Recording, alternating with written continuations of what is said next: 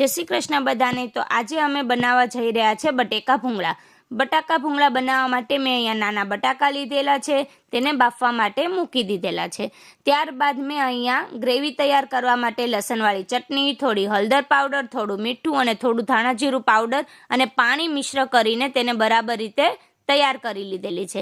ત્યારબાદ મારા બટાકા પણ બફાઈ ગયા હતા, તો બટેકાને મેં ફોલી લીધેલા છે।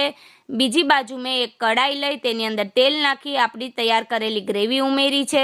ત્યારબાદ એ ગ્રેવીને ચડવા દો અને ટમેટો પ્યુરીને એડ કરો। ટમેટો પ્યુરીને બરાબર રીતે પકાવવા દો। ગ્રેવી આપણી બરાબર રીતે પકાઈ ગયા બાદ તેની અંદર બાફેલા બટેકા ઉમેરો। બસ બાફેલા બટેકાને બરાબર રીતે મિશ્ર કરો।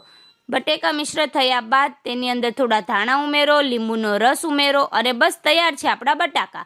ભૂંગળા તળવા માટે મેં અહીંયા તેલ મૂક્યું છે। તેલ થયા બાદ ભૂંગળાને મેં અહીંયા તળી લીધેલા છે। બસ તૈયાર છે આવા આપણા સ્વાદિષ્ટ એવા બટેકા ભૂંગળા। જો તમને અમારો આ વિડીયો પસંદ આવ્યો હોય તો અમારી ચેનલને સબસ્ક્રાઈબ કરો, લાઈક કરો અને શેર કરો।